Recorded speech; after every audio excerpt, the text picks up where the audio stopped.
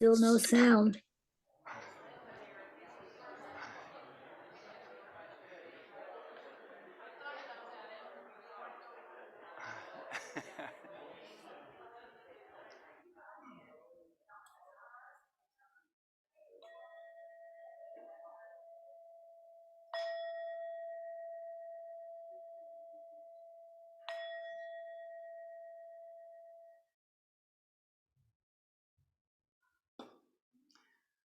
Welcome and thank you for coming to the Namakwa Unitarian Universalist Congregation this Sunday.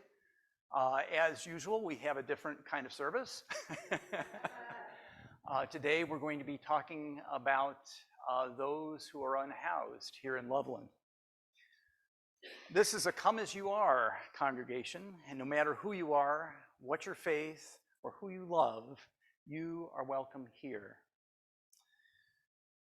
While Unitarian Universalists are searchers and explorers and pathfinders, here at Namakwa we have found a home, and we hope any visitors or people checking us out can find a spiritual and ethical home here too. Everyone should have a home. With our topic today on homelessness in Loveland, we have a special guest speaker, Sandra Wright, and I'd like to thank Sandra very much for taking her time and her Sunday for being here with us. Sandra is the Loveland Homeless Systems Manager for Homeward Alliance, which serves as a coordinating organization for the various services, direct services for the homeless here in Loveland. So Sandra brings a great deal of insight and expertise. My name is Doug Stewart, and I use the pronouns he, him, and his. I'm one of our worship associates, and today I'm joined by another worship associate whose feet you may have seen outside, Tam Paquette. Next week, our service will be led by Dana Lightsey, and it's kind of a continuance of this one, and we'll do some service projects for the homeless next week. So I'd like to extend a special welcome to any first or second time visitors, people new to us. Do we have any folks who are recently with us or here for the first time today? If you'd be brave enough to raise your hand. Anybody? Oh, good. Well, thank you for being here. Thanks for checking us out. If we'll send you an email on forthcoming events if you fill out a form in the back after the service. And please, everyone, please join us for coffee and conversation, liquid refreshments next door after the service. And then just follow the crowd. During our service, we typically share joys and sorrows, and we'll do so today in a kind of a special way. We're going to write them out. And so if you have a joy or sorrow to share, would you kind of raise your hand, and the ushers will give you a form and a pen or pencil, and you can write those out, and then we'll collect those during the offertory. And so is anybody wanting to do a joy or sorrow today, just raise your hand, and we'll get you those forms. And then we'll also hear from anybody on Zoom. Is there anybody upstairs who would like a joy or sorrow? I think we're good up there. All right. Before we get started, I have a few announcements, and then we'll get into the meat of the service, or being a vegetarian. I'm not quite there yet, but I'm working on it. This week we have 2 meetings on our church calendar, and you can check those out on our website. But we have a recovery group newly started, a UU version of a 12-step program. It meets Wednesday evening at 6:30, and for more information, you can see Pedro Lopez, who's upstairs, or Reverend Dana. Social Sisterhood meets Thursday noon to 1 by Zoom, and so if you have any questions on that, you can go to the church calendar, or you can contact Nancy Amsler. In addition to those 2 meetings, I have a couple of other announcements. Both have to do with homelessness, oddly enough. We're taking part in a safe parking initiative. Namakwa is taking part in a safe parking initiative, and that is For churches who have parking lots, which we do not have, some churches, St. Spiridon, whose building this used to be, is offering their parking lot, and Zion Lutheran is offering their parking lot for homeless to stay overnight, and in a safe kind of vetted place. We're going to help out in a number of ways, but one way we're going to help out is we're going to put a fence up around the porta potty at Zion Lutheran. And if you want to be part of a little work task force that we're putting together for that, let me know. And sometime over the next few weeks, we'll go put a fence up. Secondly, Namaqua helps feed the unhoused and hungry, and we're signed up the first Friday of every month to distribute food at the serve out food at the community kitchen. And so that's the first Friday of every month, and the first Friday of this coming month, September, is September 1st. So that's coming up, and anybody who would like to help serve, we need a team of half a dozen of us, from 4 to 7 Friday evening. See Sue Matthews, and she's got a sign-up sheet. There's sitting right back there. So we'll get that filled up. And next to last, next Sunday, beginning at 10, we have a continuance of this service where the focus will be on putting together some homeless kits for the homeless. So, and we'll talk more about that in a bit. And that's all, unless there's another announcement I missed. Okay. And now, Tam will start our service by lighting our chalice.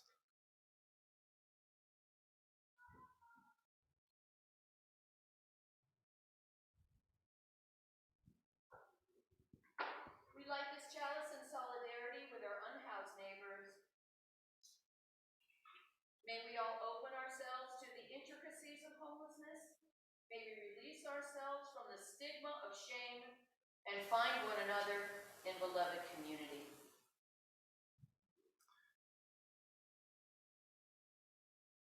Now please join me in saying our congregational affirmation together. Love is the spirit of this church, and service its call. This is our great covenant, to dwell together in peace, to seek the truth in love, and to help one another. Let's take just a minute to say hi to our neighbor sitting next to us. Just say hi.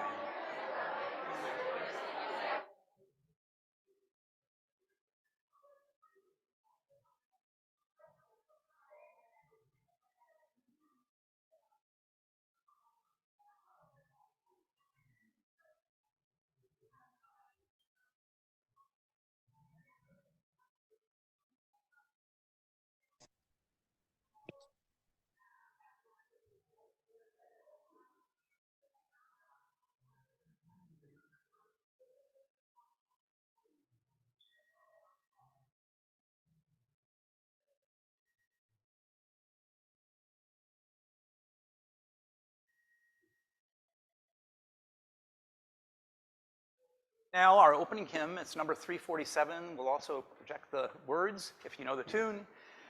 Gather the Spirit.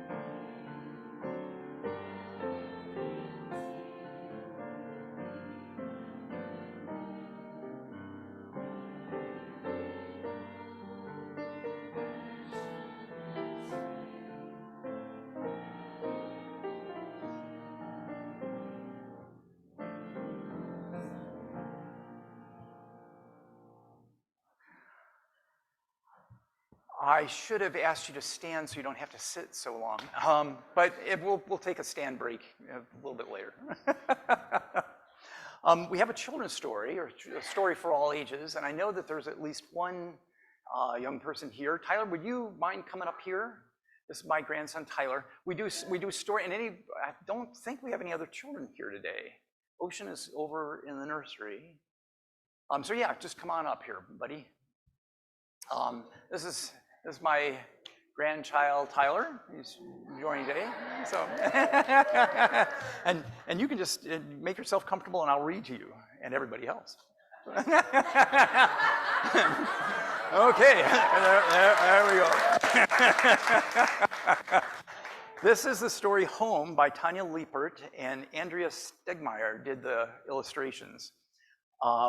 And it's a story about a family who lived in a home, and then somehow they were no longer able to live there. And so they went to some friends, and then they went to a shelter, and it took a while, but they finally ended up in a new home. So that's the story that we're going to hear about. When they were little, Claire and Wes had the brown house. They called it home. So there's the brown house. Stairs led to treasure. Tables made good hiding places. Claire tied flowers into wreaths so it would be more beautiful. Wes drew pictures for the walls. There they are, drawing pictures and making wreaths. And there they are outside, and they're passing outside on the sidewalk, and they're passing a tent and a lady who's maybe on a cardboard box. They're walking by. When they were a little bigger, Wes and Claire's family had a big change with big words. Goodbye, brown house. Nowhere is a confusing place for a visit from friends. Claire tried to make nowhere beautiful to her. And there they are, I think, sleeping on a pull-out couch maybe. But nowhere kept changing. Claire stopped trying. Wes ripped up his pictures. After nowhere, somewhere came a place to stop and wait. And maybe they're outside of some building in a line together. Somewhere was better than nowhere, and they have bunk beds and in that place. And they have maybe out in the parking lot, there's a basketball net that they can go play, and they can have chalk and draw on the pavement out there. Claire and Wes still planned adventures for today and for tomorrow. Wes and Claire imagined their names first on a list. So there's a list on the wall. There's something important about having your name first on that list. The leaves changed colors. Claire and Wes followed their swirling and twisting to school. Claire played make-believe games with her friends. Wes raced with his.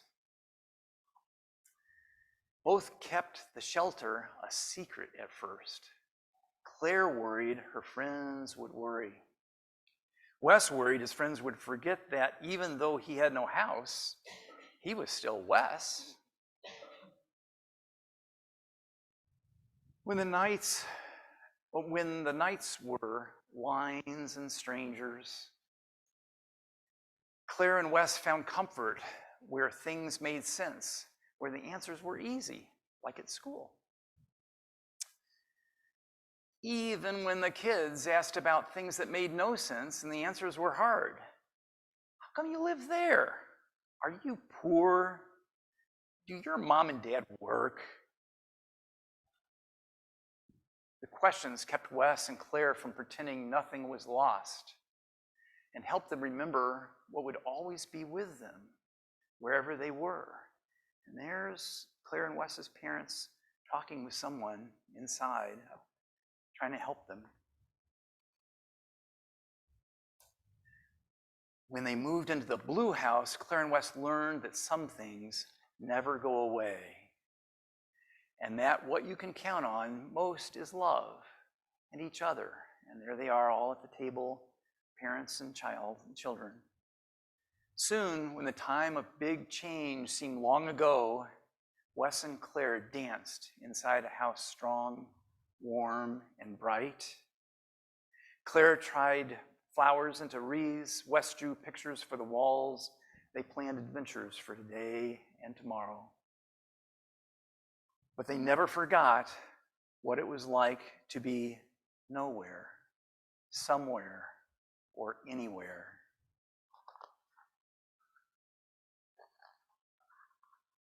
And that shows them outside on the sidewalk again, and they're giving a scarf to this lady that's maybe on a cardboard box. And so with that, you get to go next door, and I think to the park, and we get to form an arch, and we'll sing Go Now in Peace. So you get to go out through there. Go now in peace, go now in peace.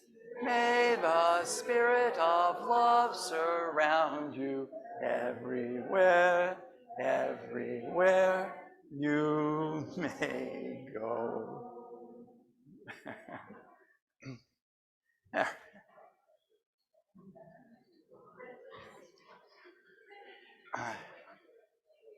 So that was our stand break. How about that?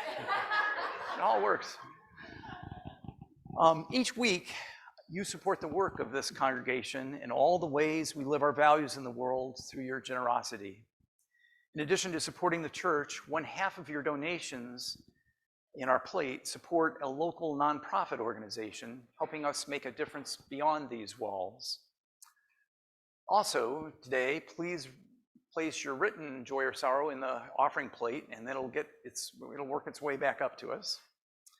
Today, half our plate, it will support the Colorado Immigration Rights Coalition, which provides legal advice to immigrants who otherwise, get this, who otherwise have no legal right to representation to become citizens since they are not yet citizens. So please be generous.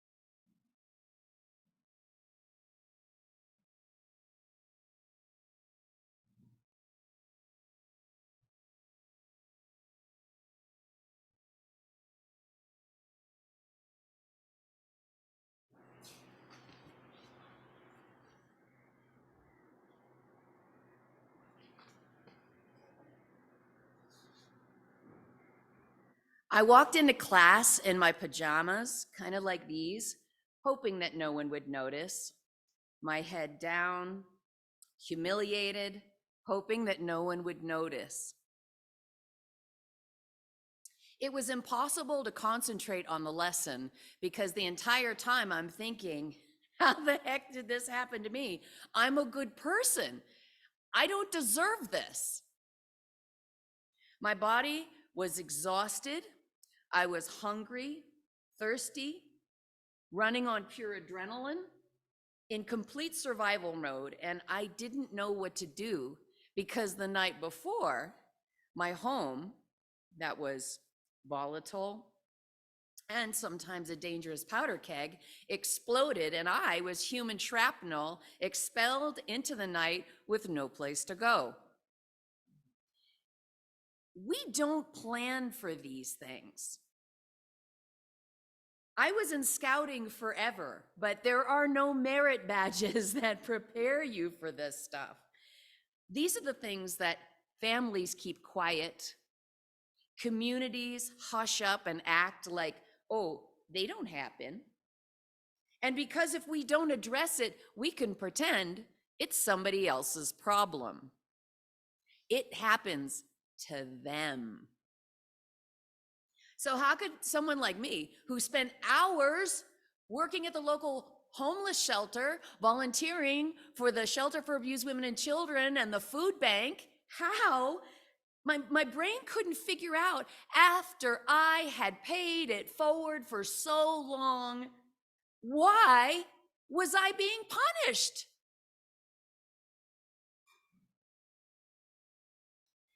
And that's the insidiousness of prosperity gospel. It is a lie that permeates our culture. If you do everything right, you're going to be blessed and protected by God's favor. And if things are going bad for you, well, then you are obviously being punished for your misdeeds. Collective eye roll.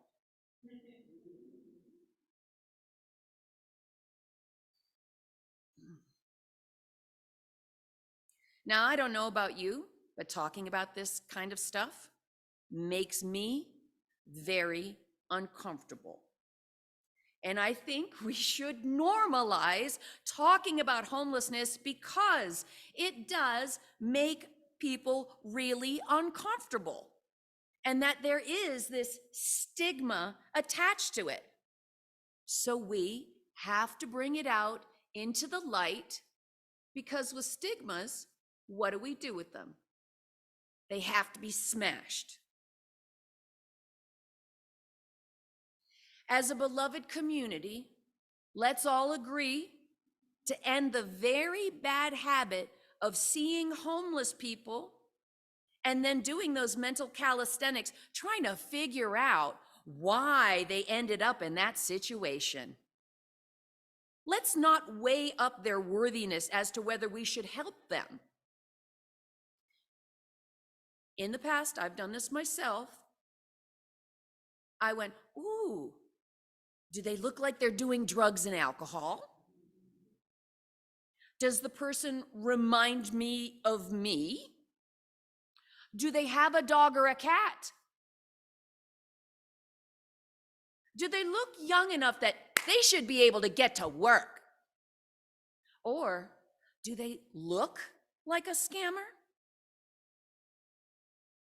In the words of Ebenezer Scrooge, do they look like the surplus population that needs to be reduced?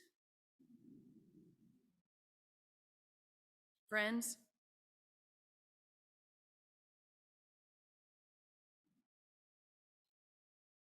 don't judge a book by her pajamas.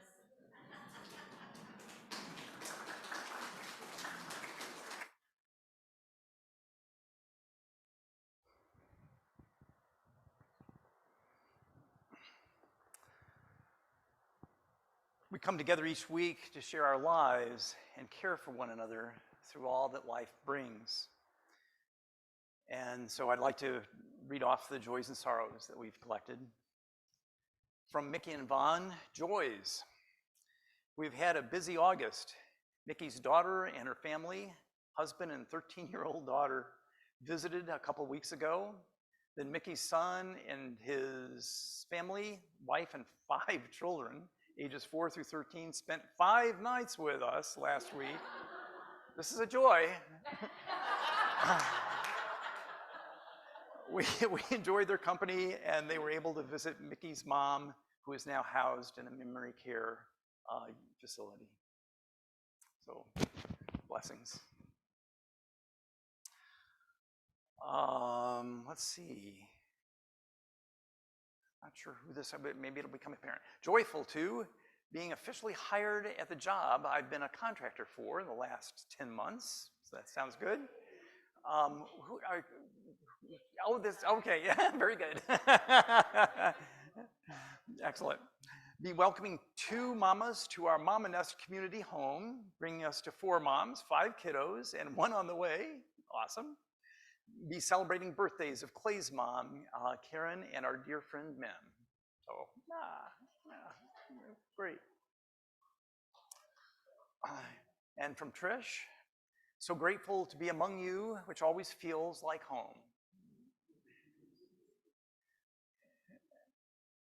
I am here from Vermont to share our mom's final transition on her adventure. Did I get that right? On my way here, I learned that she has passed. Is this you, Trish, or is there another Trish? Oh, Trish, Bertha, hi. I didn't see you.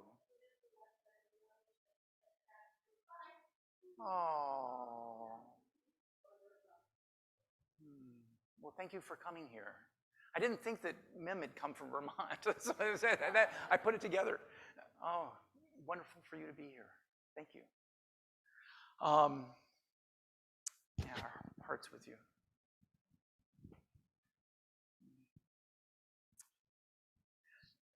Now, Mem, I am 82. Congratulations. When was your birthday? Okay, last Saturday. Happy birthday. And I have a cat named Nia. So there we are. So for these joys and sorrows, and for others that we hold, oh, one on Zoom. Clay, go for it. This is from Brenda. She says that joy and sorrow. I am still struggling with long COVID symptoms, but I got a ray of hope last week. I saw a vein specialist in Denver. They found some problems with blood pooling and pelvis and deep that can be corrected with outpatient surgery. She needs more imaging before they will schedule the surgeries, but right now she's hopeful they will result in spending more time upright, feeling better overall. Oh, keep our fingers crossed. Thank you. So for these joys and sorrows, and for others that we hold dear in our hearts, let's just all send good energy, love.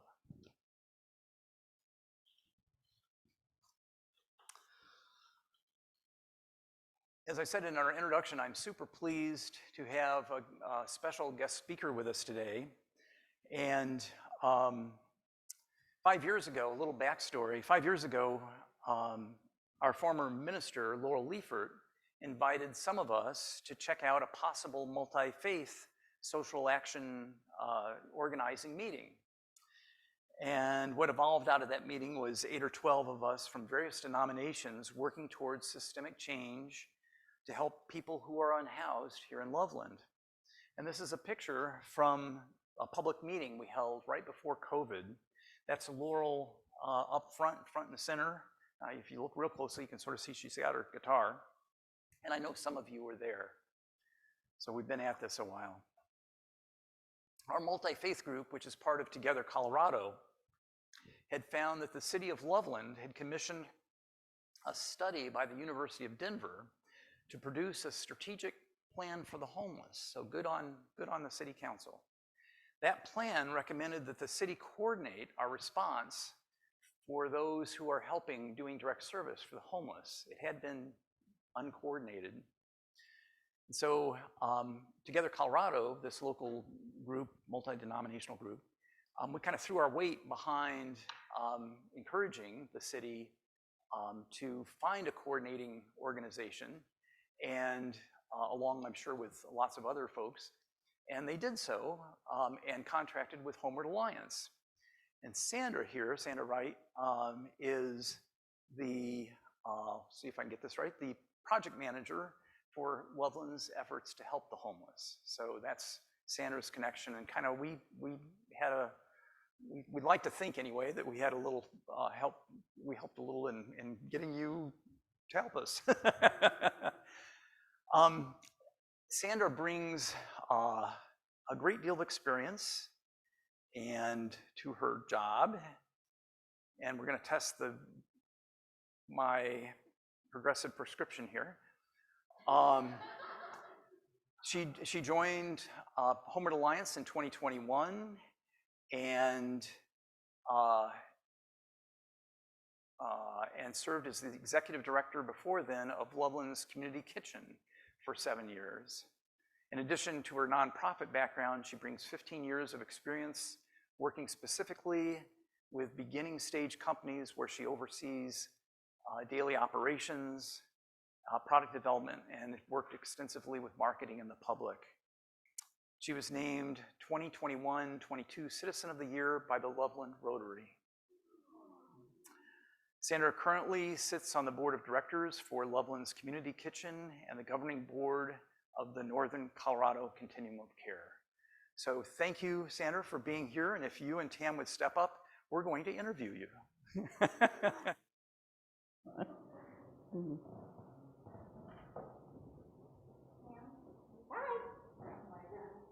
Yeah. Where would you like me to be? Just wherever.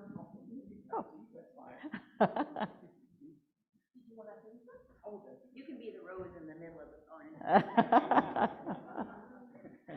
Well, Sandra, what is Homeward Alliance? And let's see, I'm Mike, so you. Well, I'm Mike. Oh, you're probably. You just. Okay. There we go. Okay. So, Sandra, what is Homeward Alliance, and what is your role? Sure. Homeward Alliance provides a continuum of programs and initiatives to anyone in Larimer County experiencing homelessness or near homelessness. And then we also have this technical arm, which is kind of where my position falls, as the Homeward Alliance is the lead agency on homelessness, working with the City of Loveland to provide strategic as well as technical assistance for homeless services. And so bringing that expertise, and we've been working a lot with the nonprofits in Loveland on how we can have a more collaborative approach to addressing homeless rather than siloed, as has been historically how that's worked. What do we know about the homeless in Loveland? And do we have any numbers? How many there are, and what is their background? Sure. To address the number question first, I think one of the most beneficial things about having Homeward Alliance as lead agency is that we have made great efforts and accomplishments in getting Loveland using a database and management system so that we know more what that number looks like. Historically, Loveland has only been able to rely on the point in time count that happens on a yearly basis, and that is known as being very underrepresentative of what is really going on. And so with the homeless management information system, we have the day center, the night shelter, House Enabling Services is using that, Salvation Army is getting ready to implement that, as well as community kitchens. So then we'll really understand what that number looks like, because we do not know at this point. We've been collecting information as different organizations have started using this. So we have some numbers. For example, the Loveland Resource Center, the day center, as well as the night shelter there, in combination with Guiding Connections, which was formerly 137 Homeless Connection. We know that all the agencies as of June in 2023, during that month of June, about 350, a little bit over 350 people experiencing homelessness in Loveland received services from one of those agencies. And can you speak to perhaps the background background, and I know this was something that we had talked in the reflection about being very cautious about, but the background, is it the family breadwinner losing their job, or is it people struggling from addiction? Can you just give us a bit of a complexion of what does that look like from your perspective? It probably looks a lot like what this congregation looks like and what our community looks like, right? So we have a wide variety of people with all the backgrounds that are experiencing homelessness in Loveland. There are definitely families that are experiencing homelessness, people who are newly experiencing homelessness that have never done that before, and people who are in that cycle of homelessness that are going back into it, just because of our economy right now, with the price of everything increasing. And I know that we all go to the grocery store and really see what that need is. Sticker shock. That's right, very much so. There is definitely a disproportionate number of people who experience mental health concerns, as well as substance use concerns, who do experience homelessness, as we see that tends to be some trends in there, but also people who do not, right? Or people who are just like you and me, who are extremely skilled and have experience, and life has just dealt some really tough cards. Thank you. Are we seeing any trend in the number of people that are becoming unhoused? Is it going up, going down, and staying the same? It's a little bit early with the information system that I just addressed to be able to really be projecting trends. We are more understanding what the need in Loveland is and what that need has always been, but just never understood. And so then we will know with the system how many people that is, what that looks like, if our current resources are enough. But right now I know that with the encampment ban in Loveland, visually and optically, it sure looks like there's a lot more. But what has happened is people who were formerly hidden are now being forced to not being hidden. And we are seeing them on a more continual basis, and this is affecting obviously our community and what we're used to, and so perceptions are being affected for that. And it's also affecting our current service providers as well, in the fact that, for example, the community kitchen, where they used to possibly see someone maybe twice a week, because then they would go and be hidden, they're now seen on a daily basis because people are being moved on a daily basis. And so it's definitely creating a perception that is increasing, though we don't have any data to validate that. Okay. So out of sight, out of mind is not working for anybody. That's right. That's correct. Yeah, I was concerned that the city council passed a encampment ban, and I guess we're seeing people come out of that into the have more visibility in the system. There's also, I think I'm right on this, is that the eviction moratorium Yes.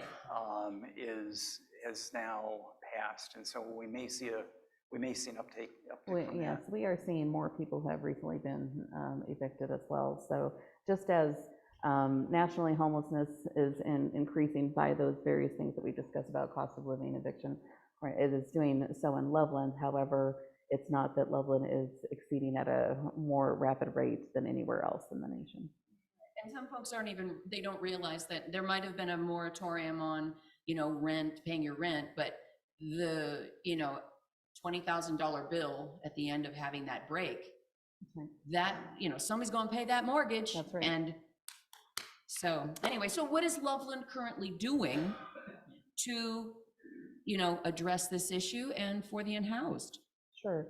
So recently Loveland established a day center that has longer operating hours than what the day center services had previously, as well as an overnight shelter that is happening every night of the year.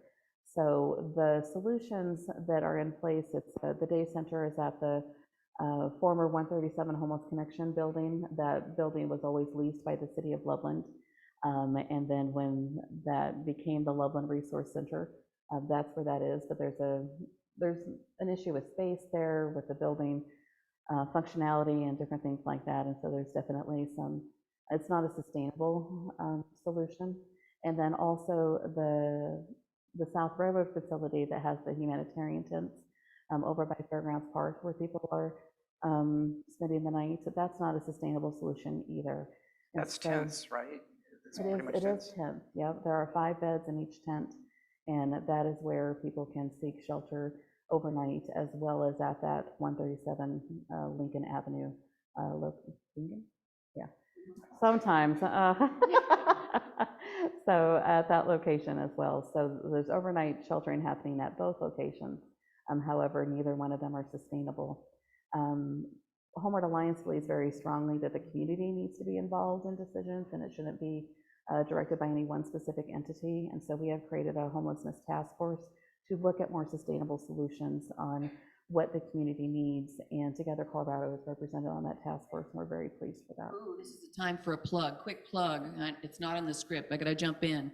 Your efforts to, we showed up at the city council, we were talking to our elected leaders, and when they tried to shut down and basically do not in my backyard at King's Crossing, and they were just gonna bulldoze it and push folks that are unhoused neighbors out, there's Together folks, Colorado. Together Colorado, and all you folks that were involved that showed up and said, no. These are our neighbors and they are not others, and we're not going to treat them like so.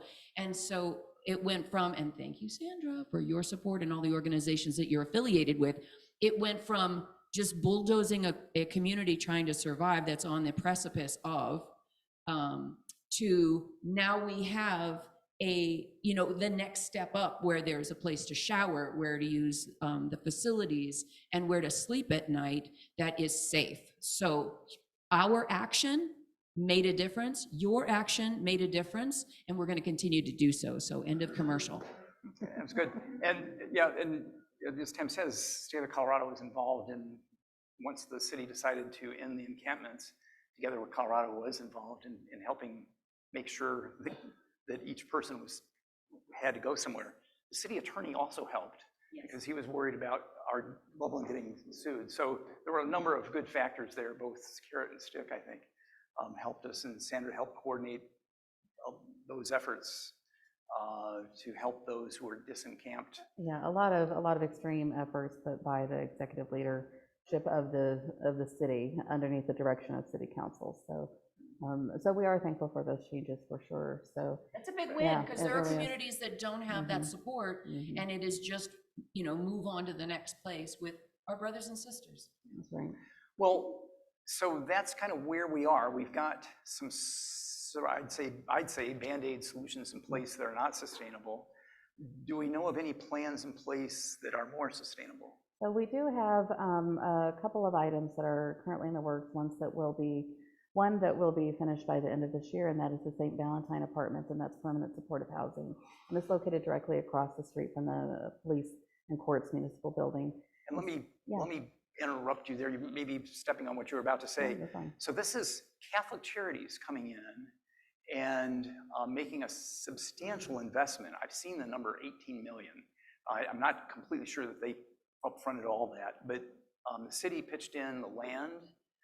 The city pitched in a waiver of a lot of taxes that developers normally have to make in order to make St. Valentine's happen. And they waive the impact fees. And it'll house about 80 folks who are unhoused in a supportive way. They'll have support, which is key to helping people, progress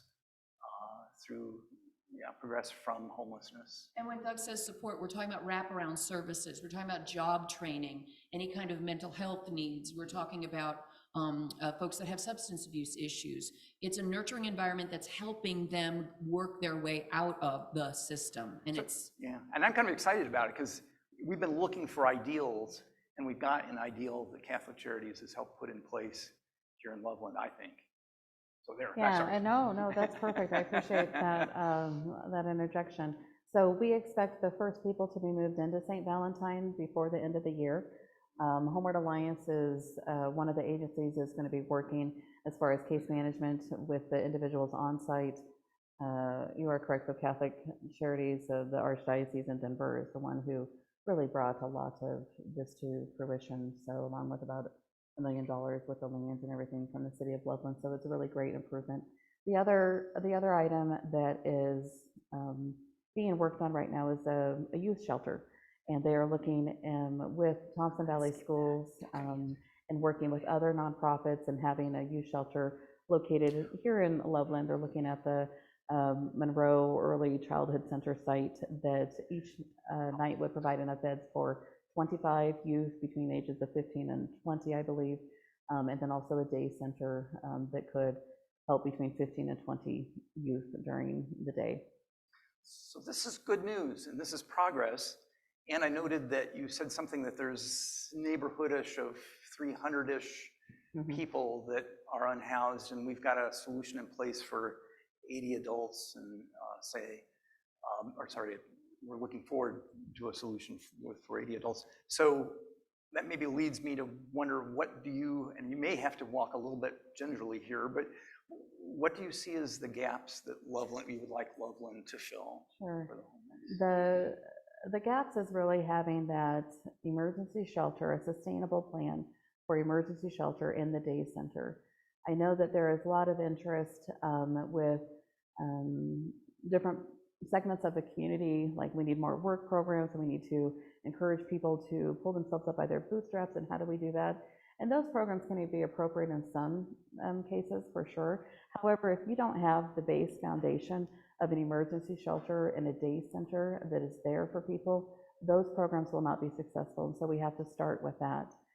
And so one of the items that the Homelessness Task Force will be working on is, how do we figure out where that could be, what that looks like, who's going to be our players. So we also need to have a sustainable solution and something that looks attractive to attract nonprofits to run it. Right now, with the Loveland Resource Center's location and the South Road facility location, there is not a nonprofit willing to run those locations and those facilities, just because of how challenging they are. So you're talking about a lead agency that has the resources to be the umbrella operator. We are talking either about a lead agency that has the resources, or accumulation of agencies that have the resources together to be able to meet those needs. But until there's some more definitive answers on what that looks like, there's not necessarily a nonprofit in Loveland who has the capacity to step up and do that on their own. And so we're looking for community solutions. And are we seeking any best practices? Are there any communities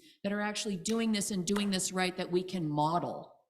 There are definitely best practices that we are seeking. So having a resource center, a day center, where people can go and get plugged into resources is really huge. People, not only people experiencing homelessness, but those who are near homelessness as well, right? Because if we capture people before they enter homelessness, that's a much easier thing, and easier for the individuals and families as well. And I'll hit pause there, because that's extremely important. The best way to address homelessness is not to become homeless, right?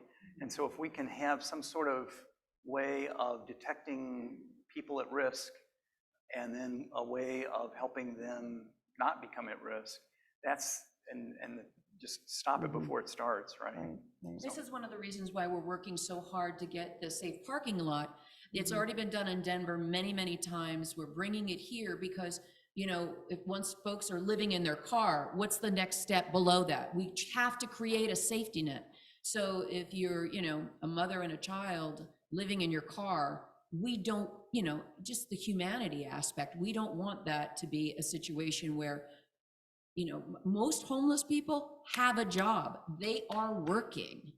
They just don't have a roof over their head. And that is it's a hammock, you know, it's swinging, but it's at least a place to go, so that every night these folks know that they have the same place to sleep each evening, and hopefully that there'll be some proper facilities for them.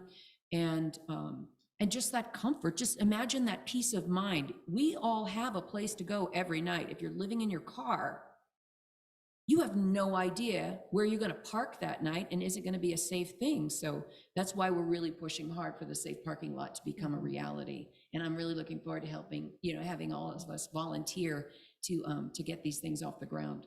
Yeah, so the safe parking is a great thing. And then the other thing that Loveland needs is some sort of street outreach program.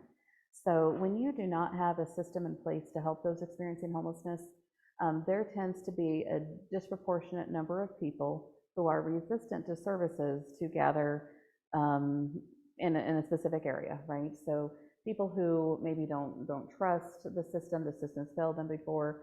And so establishing a system that people can trust is really important. And street outreach then is very beneficial in helping to reach people who may have higher barriers to engaging in services.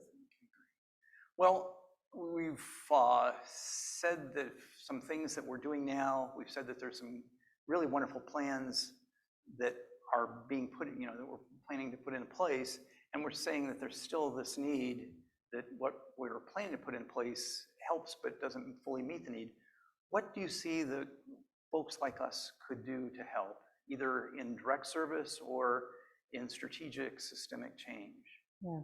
So we already know that this body of people right here are extremely involved in the service aspect, right? With your work and service projects that you do, and the Safe Park initiative that Doug spoke about, as well as serving at Community Kitchen. I know there's many, many other things that this group does too, but we are needing to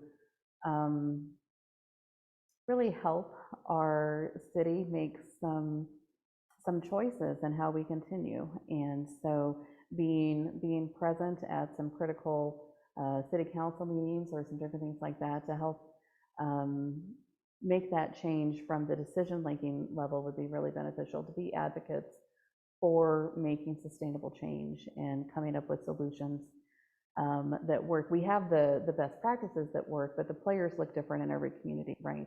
And so really making sure that everyone is coming on board, and we're seeing that with our nonprofits. Everyone is definitely talking the same language now and working towards that, and so we're really excited about that. But making sure that our community follows through, because one of the biggest challenges is that there's a lot of focus on disruptive behavior right now that everyone believes is from people experiencing homelessness, especially in the downtown area, and there's a lot of challenges with that. And there are people who believe that we should just stop offering services so that people experiencing homelessness will go to another community and different things like that. And that's not how it works. There are studies that show more than 87% of people experiencing homelessness in a community stay in their community, whether or not there's services.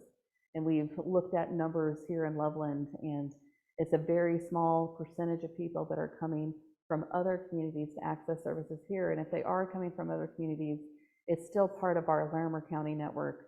The population sometimes is very mobile, especially between Loveland and Fort Collins, as services vary between the two. And so to just make that someone else's problem, I don't believe is a choice. So. Thank you very much. Sandra, thank you for your work to address the needs of the homeless. And I know that takes a lot of patience and persistence. And we sure do appreciate your efforts. Thank you. Thank you, all of you.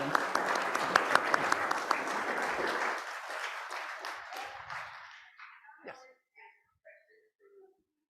From the floor, sure.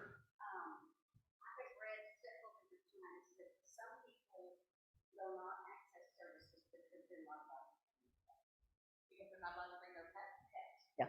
So the question. So is there anything being looked at as a way that they could board their pet,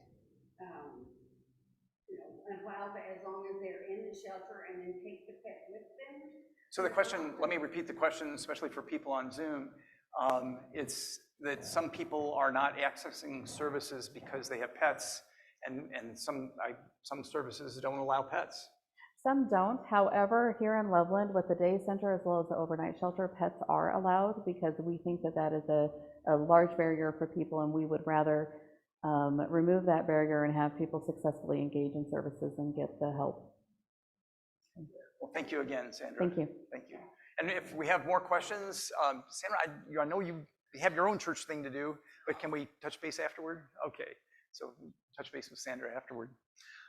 Now, if you will, we'll have our closing song, and if you will rise as you're willing and able, we'll sing number 113, Where is Our Holy Church?